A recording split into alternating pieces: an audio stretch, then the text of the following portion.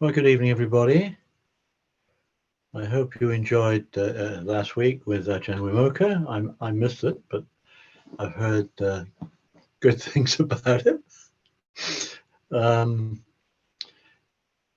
just actually looking ahead, um, we're not far off the Buddhist Society closure for summer, and I'll be leading the class next week, and then the week after that is our good friend Richard Bober. And then after that, the one after that, which is getting on for the 20th or something of July, is Ajahn Barry, and he'll be leading the class for the last week before we break up until some date in September, which I'll find out about in due course. So the yeah, I Odin, who is the secretary of the Buddhist Society, likes me to think of a little sort of theme or idea or something for these classes, and bit of an effort sometimes, but it's a good idea because it sort of keeps me on track.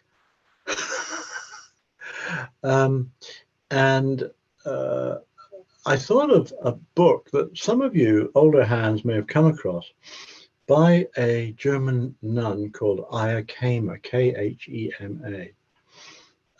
And do look her up later on if you'd like that on Google.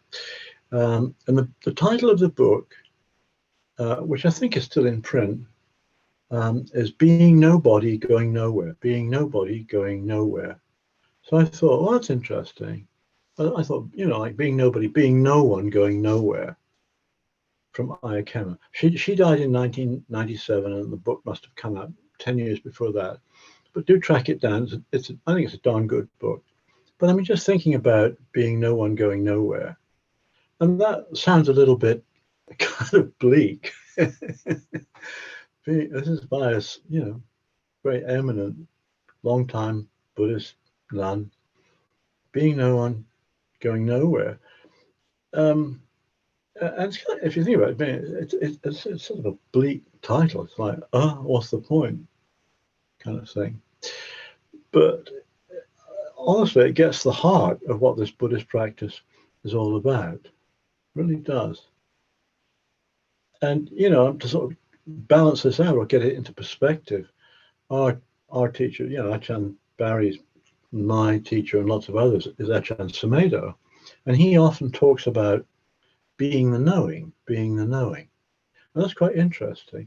Compare and contrast being no one or being nobody going nowhere, or more to the point, being somebody going somewhere, compared with just knowing. Not just me being knowing, but being the knowing. Not just my knowing, but being the knowing. And that's the essence of this practice. It really is. So stepping back from all the personal stuff, being somebody, with an agenda kind of thing, going for it, to just, knowing, just knowing, just knowing, just knowing, just knowing. Isn't that interesting?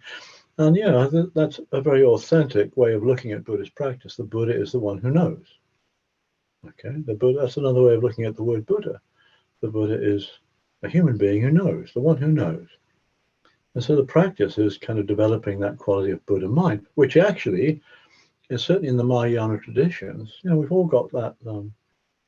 Every living being has this potential to wake up, to be the knowing. It's very interesting, isn't it? So this evening, and this being no one going nowhere, like really cuts through the heart of what we're up to this evening. I don't want anybody here to be a meditator or a Buddhist and that kind of identity. I don't, it's like, no, I don't want that. Just don't do that. Just this wonderful phrase I heard from somebody teaching a class at the Buddhist Society, just sit where you are and see what happens. Just know what's going on, no judgment, no expectation. It's very difficult, isn't it? But no expectations. If you sit on the floor, you've taken your shoes off, but leave your history behind you, right? All that sort of stuff, and just know what's going on. know what's going on. And there again, this sort of being no one going nowhere. There again, I was in jail, in prison on Monday, talking to a bloke there, and he's been on various courses to make him a better bloke, I guess. But one of these courses involved him. They just said, what did they just say? I've really forgotten the exact words, but it could be just straight sort of out of a Buddhist mindfulness manual. Oh yeah, be here and now. Just a phrase like here and now. This is what it's all about. So what's it like here and now? Huh. Okay, here and now. And they're teaching that, if you like, that sort of approach to inmates, if they're lucky, because it's going to help them. So it's interesting. So it's in the present moment. It's right now. It's not about achieving a target. It's not about tonight trying to become anything, peaceful or calm or happy or enlightened. It's just, know the story, being the knowing. So if the mind isn't peaceful and calm, what's that like? You know that. We know that. See, that's that knowing. I said I made a mistake. I said we know that, like I know that. It's knowing that. It's knowing that. Okay. It's just sitting there and seeing what happens. There's no more. The objective, the target is nothing more than just sitting here and just being no one, going nowhere, being the knowing. Mindfulness practice is a knowing, a noticing, a knowing, a non-attached practice. That's it, right here, right now. So let's do it. There again, I better say a word about the sort of format of this class for those who've joined. Big welcome to, I see quite a few regular folks here. Maybe some newcomers. Great if you're here, welcome. What usually happens is I give a few tips in the first session, maybe 20 minutes, something like that. Then I take a little break, say a few more helpful words if I can find them. And then we'll sit some more,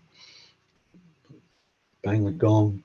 There it is, finally at about 25 to 8. Questions, discussion, anything like that. That's pretty much the format. Now, everybody is on mute until discussion Q&A at the end, but that doesn't stop folks from sending any questions or comments through into the chat box, which I can now see, I think. And our good friend Wongdu is handling the IT behind the scenes here. And if any chat comments or questions comes through to him that I miss, he will make sure that it comes my way. So feel free to use chat if you like. If anything comes up, if you're sitting here tonight and you're thinking, well, I wish you'd say something about that, whatever. I can't if I don't know, but you'd like me to say something about it. So, do feel free to pop it in the box. Or of course you can leave it to the end and just have a chat in the normal way. So okay, being the knowing, just sitting here and noticing what's happening, in particular, of course, noticing what's happened in the mind, because our entire experience is in the mind. I mean, nobody's denying there's an external world out there, but we're all experiencing the world, our world, in our particular way, through my eyes, ears, tastes, physical sensations, and thinking, all the thinking, emotional stuff. There's like light. It's all this thing about light enters the eye, but then it goes through a process in the brain, and I sort of interpret it as being yellow or blue or whatever it happens to be. It's interpretive. Same thing with sound as well, all the rest of it. And because we've all got different brains, things are interpreted different ways. So some people will see a particular shade of blue, and some people will see a particular shade of green. They do. Okay? That's our world. Your world may be blue, my world may be green some of the time. Interesting. So what we're doing this evening is just bearing witness to our world as we experience it right now. But the cute thing is, the tricky thing is, not to attach to it, because everything in our world changes. This is another bit of basic Buddhism. This is a basic meditation class, whatever that means, but I think we're allowed to sort of have a bit of basic Buddhism in it. Everything changes. Sounds come and go, sights come and go, our interpretation of things comes and goes. You know, moods will change and all that. So we just sit here seeing what happens, ideally with our eyes closed, noticing and letting go. Posture, an alert posture, whatever that means to you, an alert posture that encourages noticing. And that's more of an effort, you know, if we're feeling a bit tired. Feeling a bit tired, well, the practice is to notice that. But to notice it, to be aware of it, does not mean going to sleep, actually. It's noticing that urge to go to sleep. It is quite interesting, actually, to meditate when we feel tired. You know, you sort of think, oh, I've got a turn in tonight, I'm feeling really whacked. And I'm not arguing against, you know, a vigil all night or anything like that, but it is quite interesting just to sit a little bit when I'm feeling tired and just be aware of how the mind as well as the body feels when it's pretty soft, actually. Interesting. You can experiment with these things, play with these things. Alert posture. Simplified, stable posture. However we're sitting. Hands out of the way. Hands out of the way. Put them somewhere comfortable, but sort of sitting out of the way, because, you know, hands will go all over the place. They'll twitch, they'll stroke your face, they'll whatever. Just park them somewhere. I do suggest eyes closed or half closed. We're turning the attention inwards. That's why.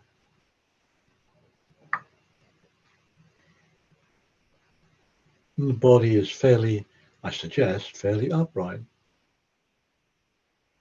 Stable, alert, upright. And is it comfortable? Is it relaxed, you see? Because the other side of the mindfulness coin, sure, it's noticing what's going on, but not attaching to it. An attachment to anything, to me, you know, it's like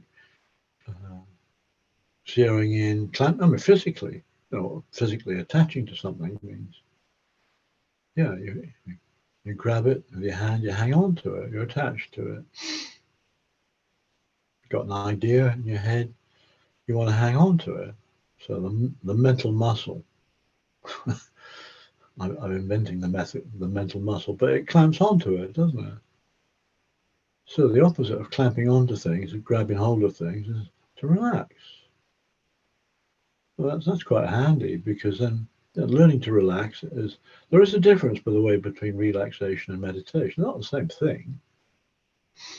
But one of the byproducts of sitting meditation is when we sit here and we notice this a bit of stiffness, a tension, or whatever it is, in left shoulder or whatever it is. When we're aware of it, you just relax, let go, relax. So I like to encourage a bit of body scanning to begin a period of meditation, checking out how the body feels. How the body feels, just a lot of sensation, which is not the same thing at all as my opinion of how the body feels. How does the body feel? You poor old chap. It's not like that at all. I'm old. I've been scuttling around all day, feeling pretty tired. No, that's not it. It's like sitting here. It's a feeling of sitting on a chair. It's a feeling of the feet on the floor, the hands in the lap, the lips touching, saliva in the mouth. Any tension in the chin, any tension in the shoulders? Okay. sensations around the face, sensations around the eyes. What about the ears? Nothing special, probably. Scalp, maybe the odd, I don't know, itch. Top of the head, I really doubt there's much sensation on the top of the head tonight. I don't feel it. I don't detect it. If you just wallop your head, there will be. Top of the head tends to be a bit very interesting from the point of view of body scanning, because we're paying attention to a sensation that's not there. Uh-huh. Mm-hmm. Just check out the body, get into the trunk of the body, aware of the breath, if that's our meditation object. The rib cage expands, contracts with the in-breath and the out-breath. Pause for a moment. Detect the pulse, the heartbeat. You know, people, I've been sort of talked to several people who've got, fancy sports watches or health watches or whatever, which measures your heartbeat. I can see the value of it, but I'm fairly aware of where my pulse is racing. You feel it. If I just pause for a moment, I know the pulse is quieting down. Okay.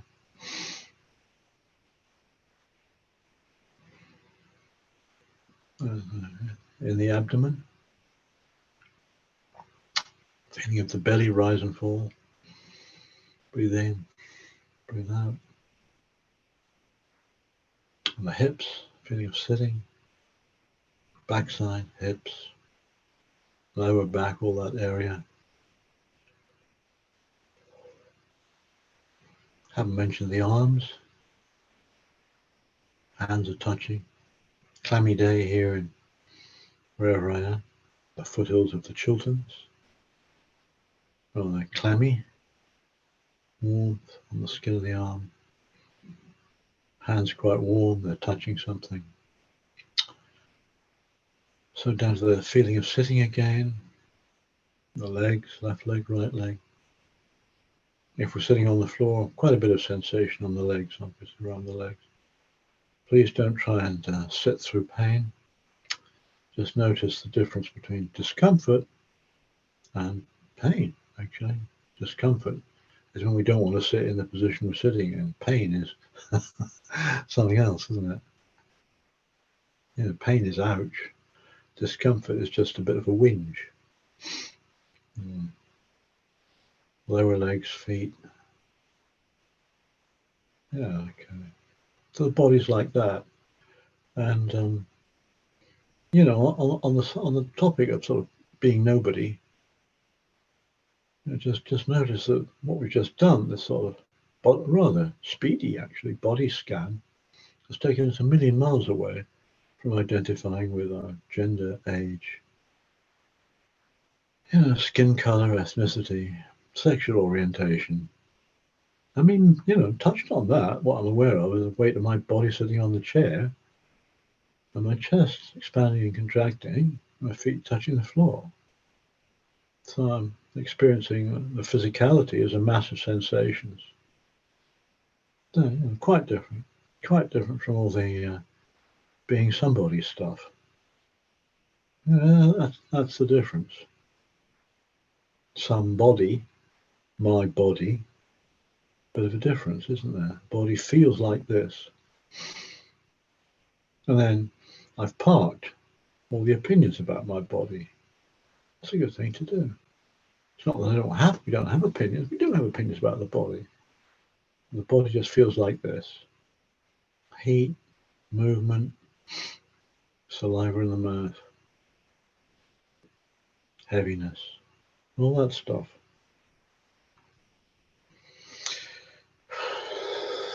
How's the mood tonight? And just check it out. You're feeling kind of happy as Larry or down in the dumps. Just be aware of that. Of being the knowing, If we want to be Mr. Angry, that's our decision. We can just know anger, that's something else. You know? Or depression feels like this. Oh, heaviness. Heaviness. Oh, that's depression. Or energy. Okay. Oh, yeah.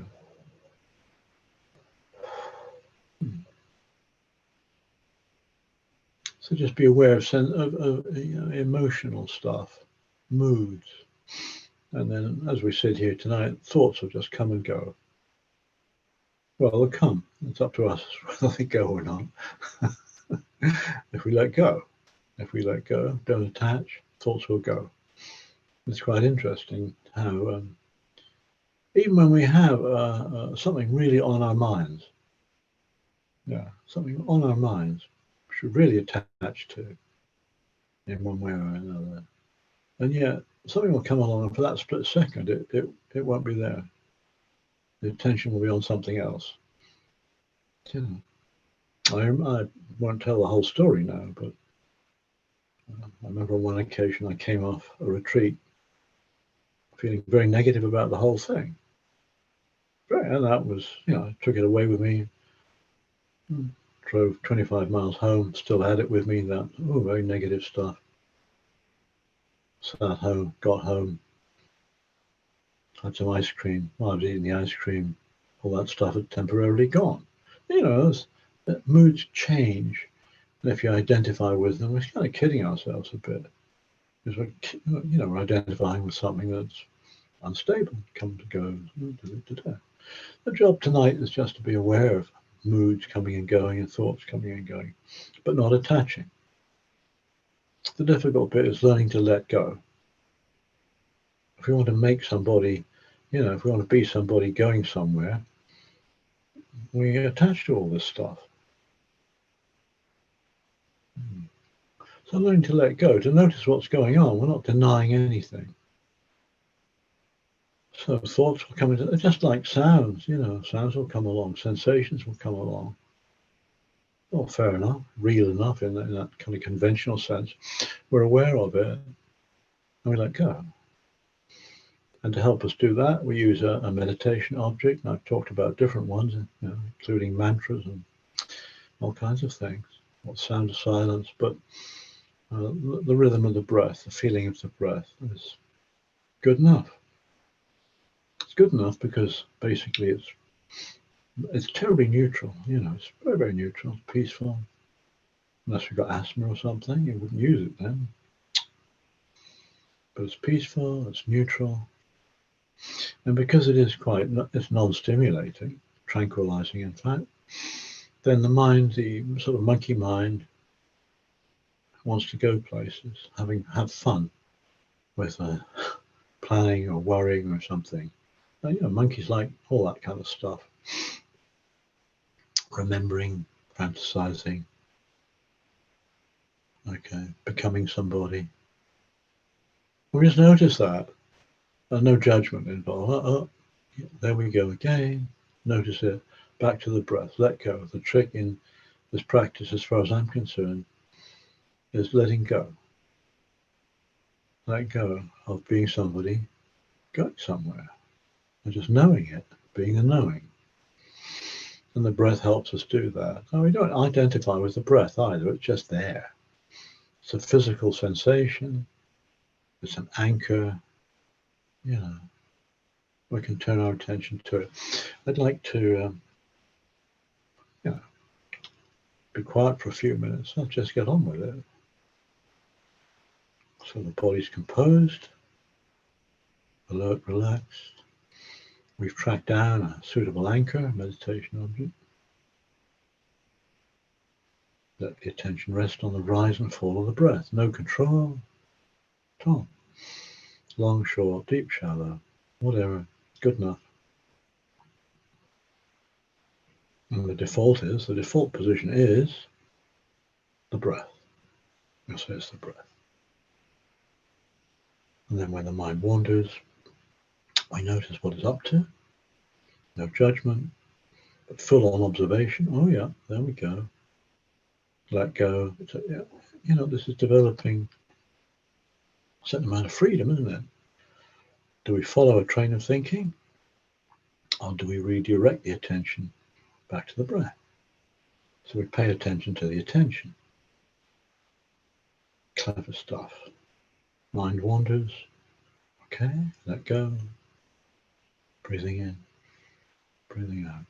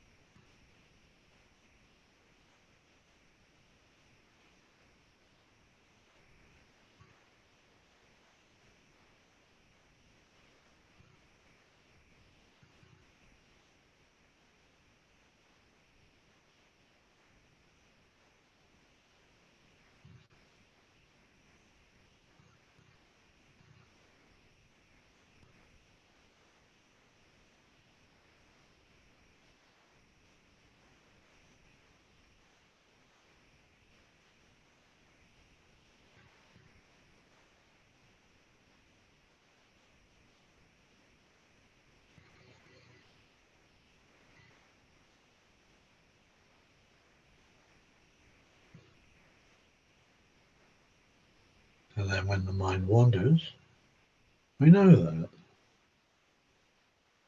And our job is just intercept it before we go too far down that path. And that can, get involved in time travel, can't it? Memories, plans on what worries for the future. It's all about time travel. We don't have to do that. Be here now. Right now, that big event the other day is a memory, isn't it? I'm not denying it happening, but right now it's a memory. We know that. Let go of it. Aha! We're here now. We're not time traveling.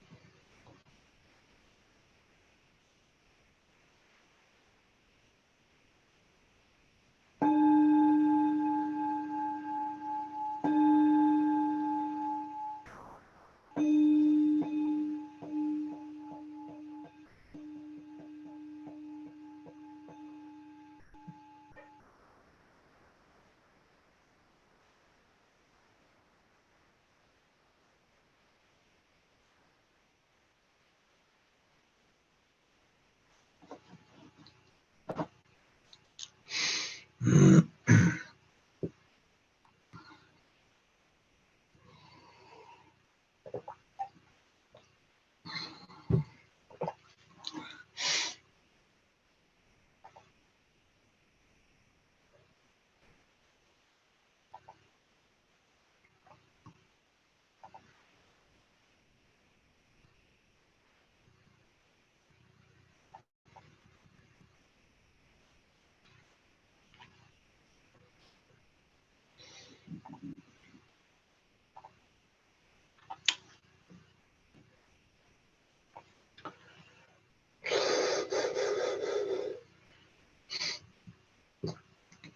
be no one going nowhere.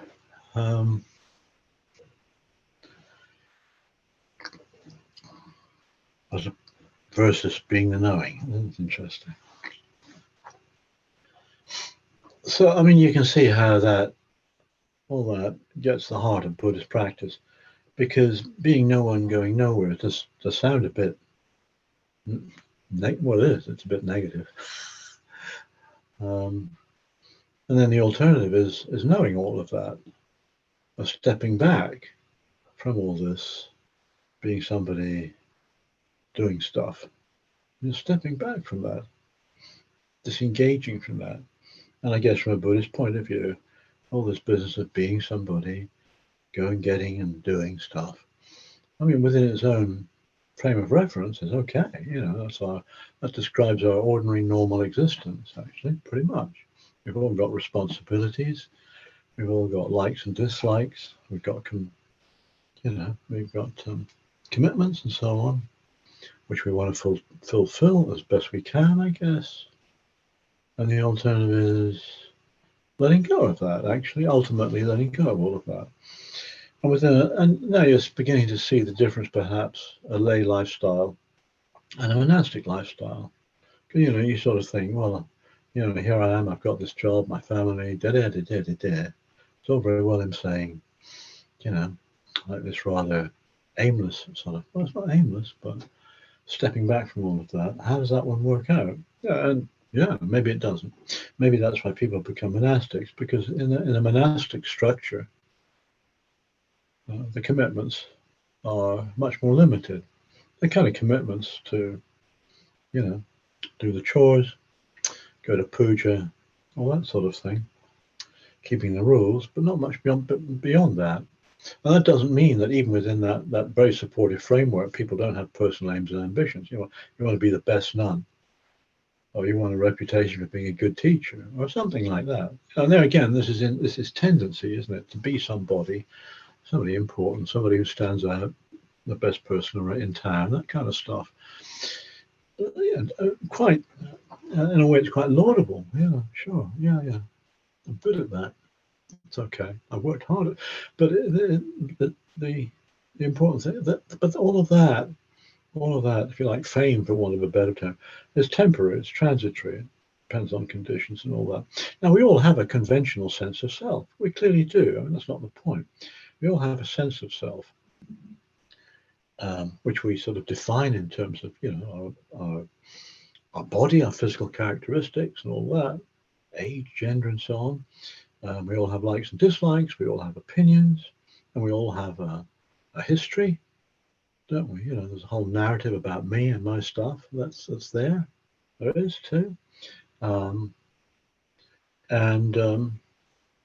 Job and family, etc., etc., etc.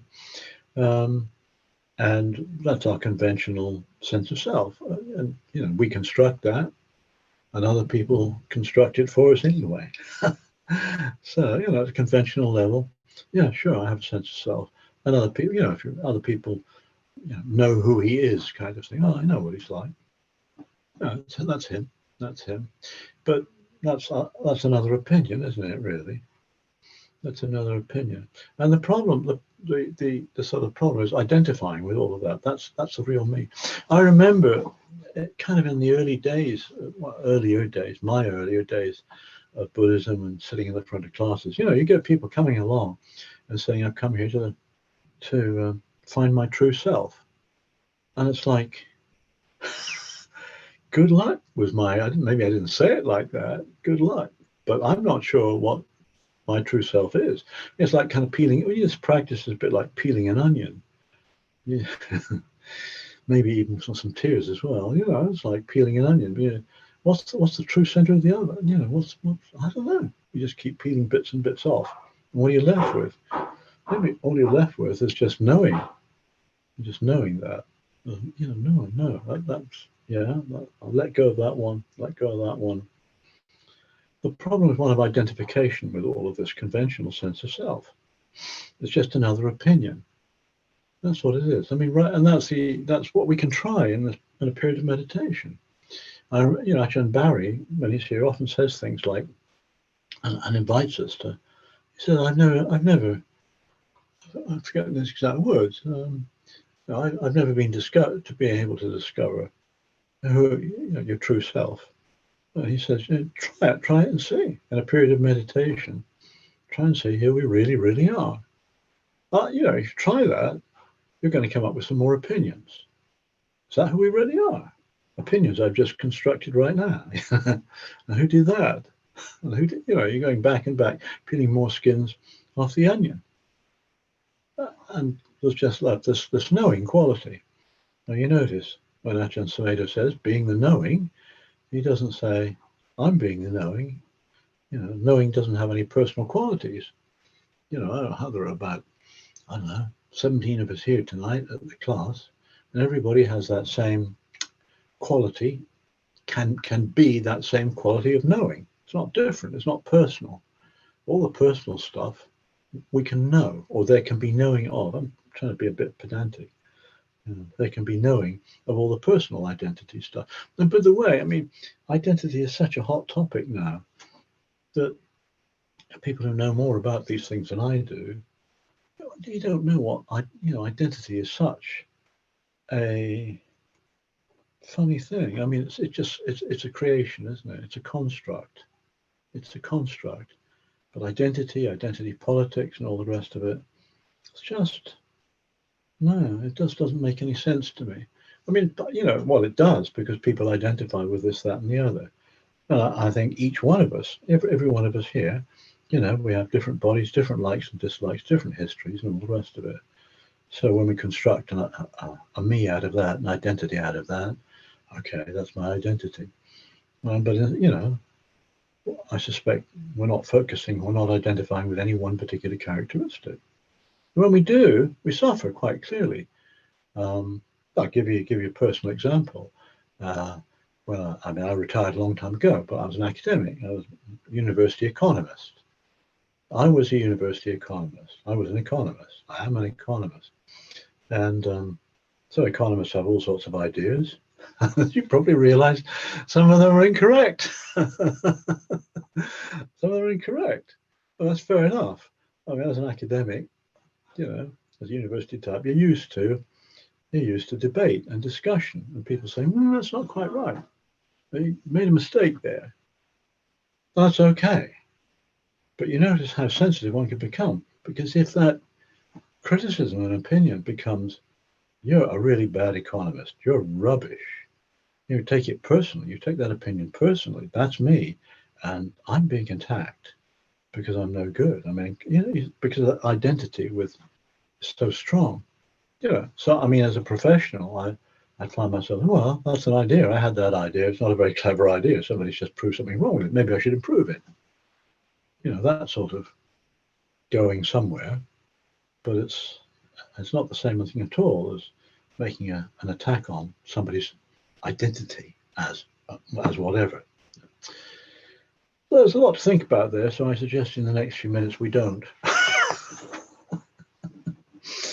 Or if you want to, as I say, you can play a little game of just peeling the onion, sit in meditation,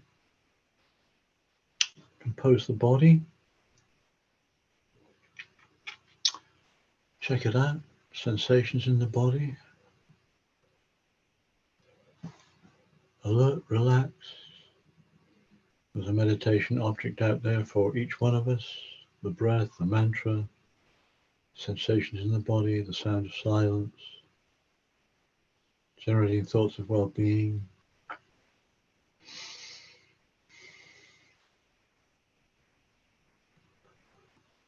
And there's that knowing quality as well, you see.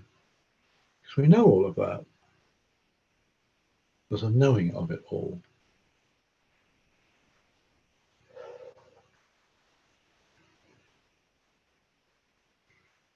Thoughts come and go in the mind. Sensations come and go in the mind. Opinions and memories.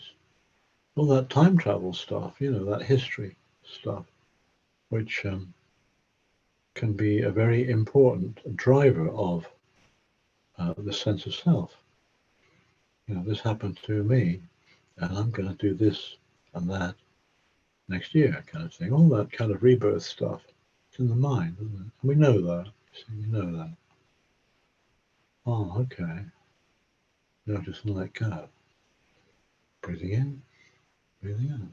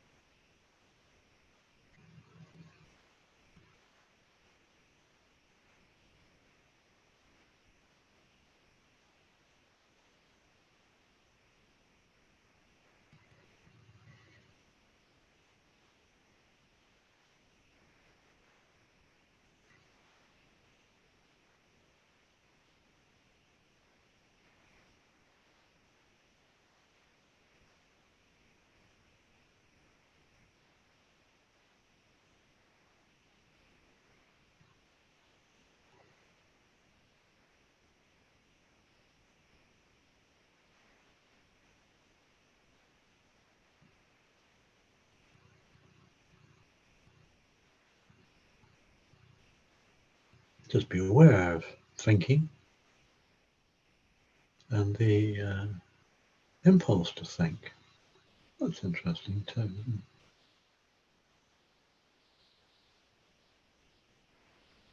it? And then the kind of impulse to clamp down on it. It's not that we shouldn't think. There are causes and conditions which make the mind do certain things. Well, notice that. Know it.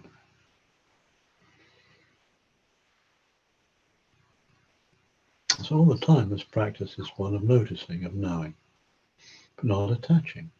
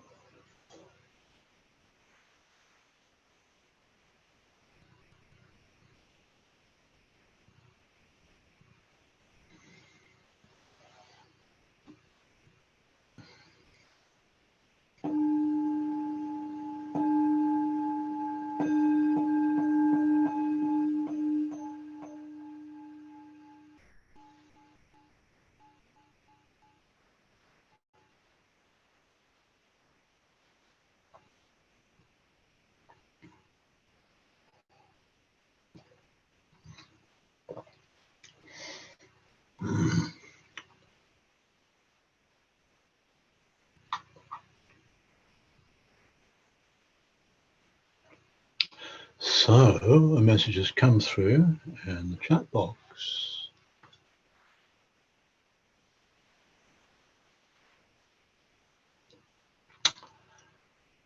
If we become nobody and are going nowhere, we might feel or be empty. Shunyata. Is this a place to rest or a kind of awareness of our true selves?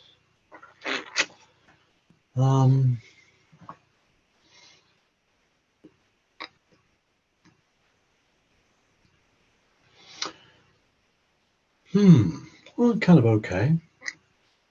I think if we become nobody and are going nowhere, we might feel or be empty. But feeling, empty, it's just another feeling, isn't it? So we notice that. Yeah, it's like feeling empty, or that's just somewhere else. But it's I sort of see where this is going. This is a place to rest or a kind of awareness of our true self. Well, I don't know what my true self is, but I've got a glimpse of, when the mind is clear and has let go a bit. That seems to be okay. And does it feel empty? It feels kind of empty and expansive at the same time, because when you step back from being somebody, it seems to me that, we're opening up to anything, So I don't associate it with conceptually, it sounds a bit scary, doesn't it? Conceptually, it sounds a bit scary. Experientially, it doesn't seem too bad. It seems quite a good place to be. But it is impersonal. It's when people say things like,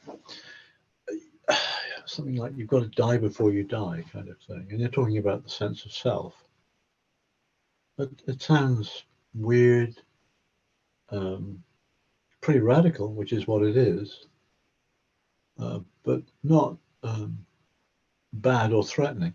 I mean, it's like, going back to what I said at the beginning, we've all got a conventional sense of self, which is okay, It's like, can we step back from that and, let go of it? If we're sort of leading conventional lives, right?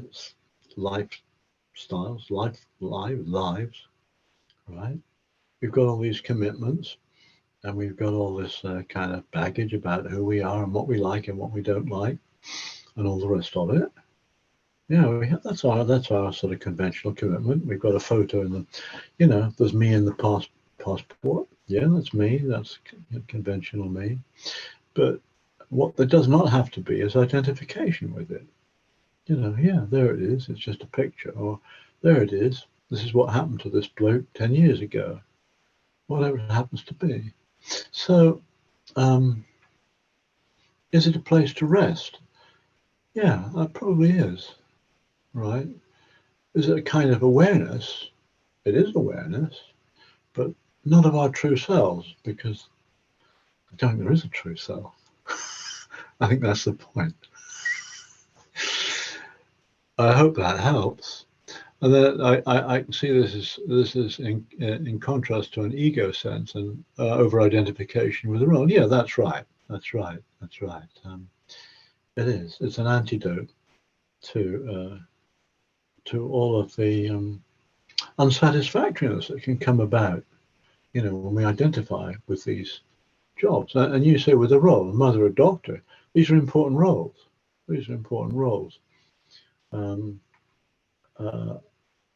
But if we identify with them too much, then we're vulnerable. Or like Buddhist, that's another one, you see. We identify with being a Buddhist. If we really identify with being a Buddhist, but by the way, in a conventional sense, I reckon I'm a Buddhist. The Buddhist Society thinks I'm a Buddhist. This prison I go to thinks I'm a Buddhist. Okay, so I'm not going to kid you and say I'm not a Buddhist. But the question is, to what extent do I kind of cling on to that identity with all this stuff about what a Buddhist should be like? You know, what should a Buddhist be like? Am I a good Buddhist? All this kind of stuff. And one can always pick holes, I think. One can always have holes picked in one. You know, everybody probably has an idea of what a good Buddhist is all about, right? And so we're all vulnerable to somebody saying, "You're not a very good Buddhist because you weren't." I don't know what it was. You weren't as kind and as generous as a good Buddhist should be. And I guess that can hurt if you really identify with being a Buddhist. You know? Now, I'm not going to the other extreme, because I mean, I've heard of monks who sort of, you know, going around shaven head, saffron robe. They say we're not really Buddhists. But in conventional sense, they are really Buddhists. I mean, honestly, they are really Buddhists. The question of to what extent they kind of identify with that. Can they be hurt by that identity?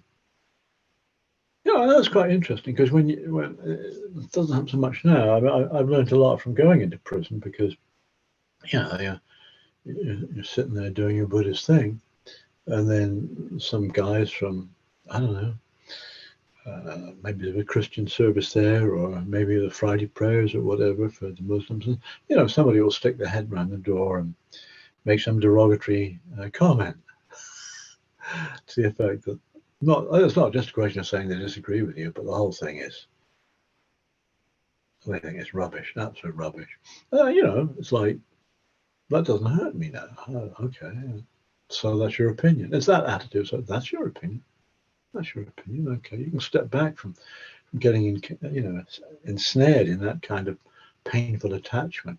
Somebody's been very helpful, and they've written to me, Jeff, good book by Pema Chodron. Buddhist principles laid out logically and simply explained. Great help for me over the last few weeks. Well, thanks for that tip.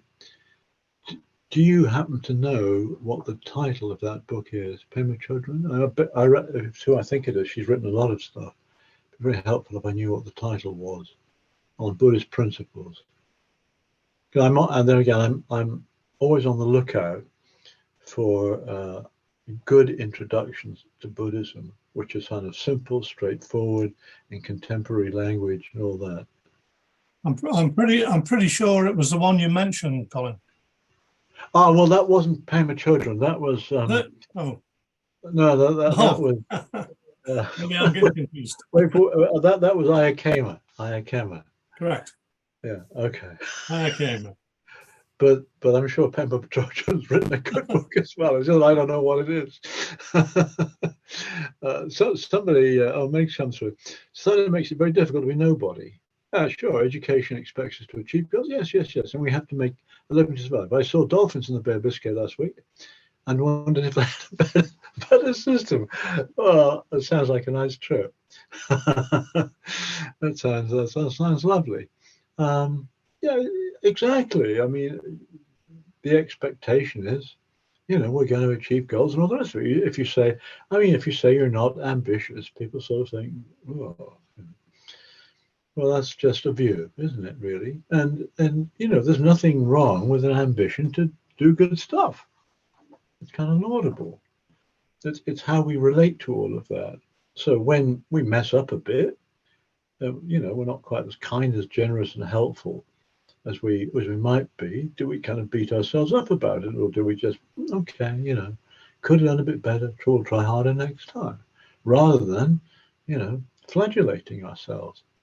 And I really like to see dolphins, but I don't know whether they've got a better system or not. They've got a very good system of being a dolphin.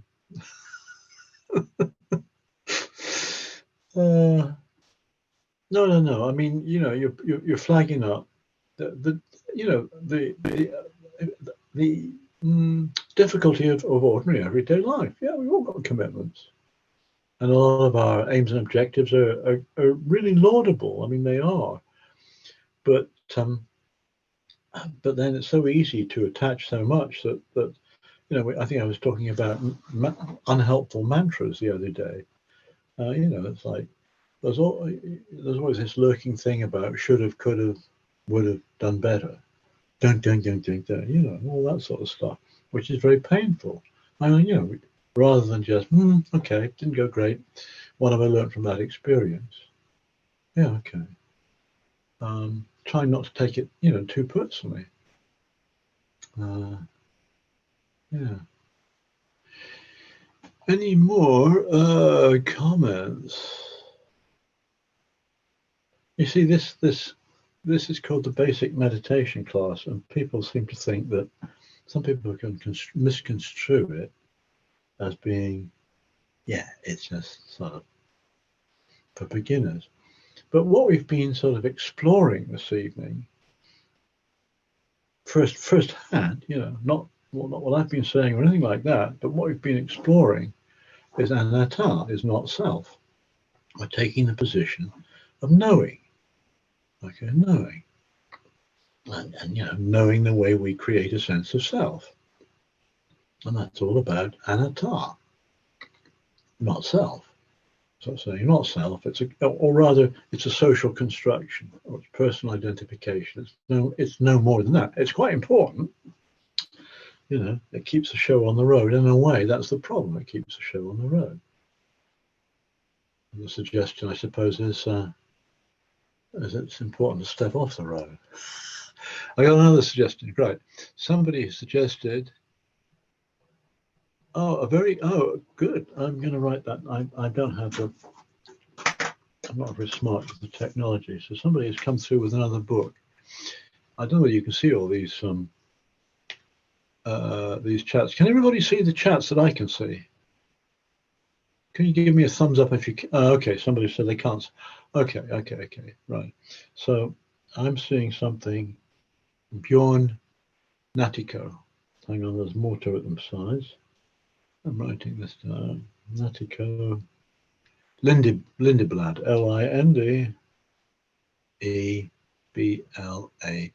Okay. Bjorn Natiko Lindeblad, a former Buddhist monk. Very readable book. Well, thank you for that suggestion. I've never heard of him, but I'll look out for that. Just I'm always looking for books. I mean, obviously with you know my guys who are in jail in mind, because there are lots of very fine introductions to Buddhism, but you know, I'd like something that's good and clear and not too fancy. You know, pretty straightforward.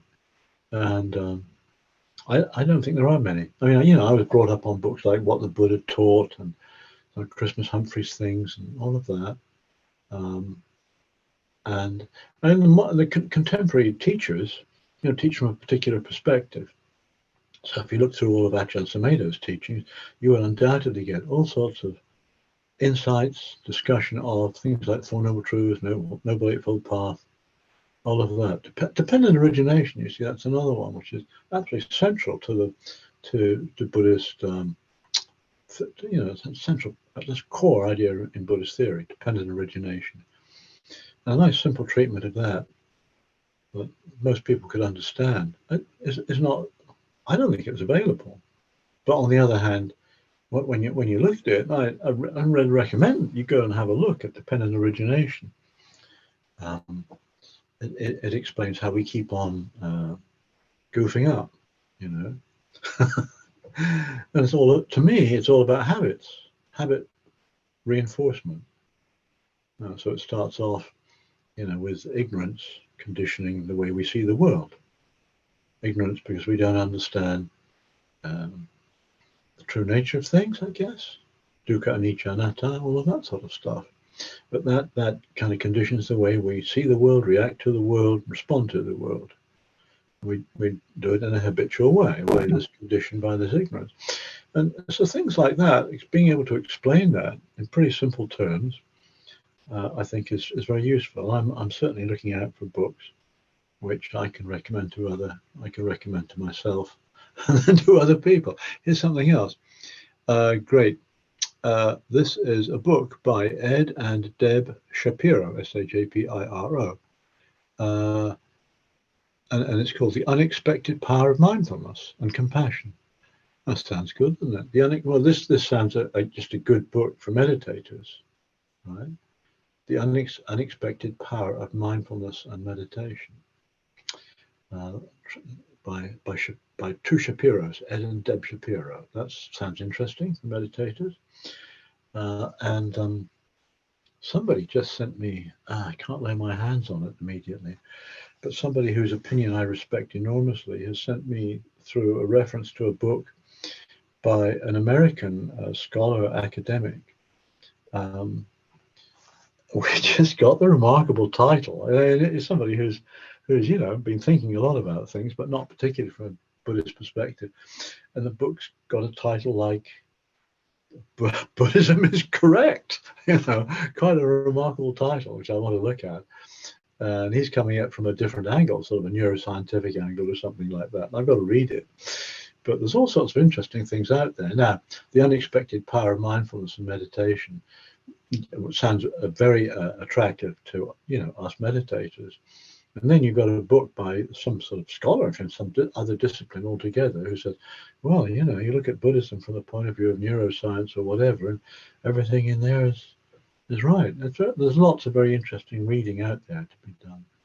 But there again, from the point of view of a meditation class, the important thing is we actually take it and use it, use it. Any other thoughts on any of this? I haven't got anything else come through in chat. Scrolling up, scrolling down. Yeah, so if tonight needs a summary at all, it's just be careful with all these urges to be somebody and all the rest of it. At a conventional level, that's how we function. We got titles and jobs, husband, wife, whatever. Oh, by the way, that's another interesting one, actually. I mentioned being a good Buddhist. I'll just pick up on another personal thing. So when I was in jail the other day, and this bloke was talking to me, and then he said to me, are you married? I said, yes. And he said, is your wife a Buddhist? And I said to him, what does that actually mean? Because, I mean, I know that my wife, when the census came around, put in Buddhist, by the way. But I mean, it's like, what does it mean to say you're a Buddhist? She's terribly supportive of what I do. Terribly supportive of what I do. And I think she appreciates the benefits of meditation. Well, what does it mean to be a Buddhist, you see? And, what's it mean to be a good Buddhist? These are more identities, aren't they, really? So you notice the mind, clinging on to ideas like, I've got to be a good Buddhist or whatever. So the message is, do Buddhist practice. Notice these tendencies to set goals and ambitions and all the rest of it. And some of them are laudable. We have a responsibility to do our best in some circumstances. But the attachment identification thing can be a very dukkha-full, painful mindfulness. It needs to be handled with care. And as a meditator, it's just notice that tendency again. So that maybe when things do go wrong, we're not too surprised. Okay. So that's a fun evening. Thank you very much for coming along. I'll be back next week. Hope to see you again. Take care. Enjoy the rest of the summer. Thanks again. Good night. Cheerio. Bye-bye.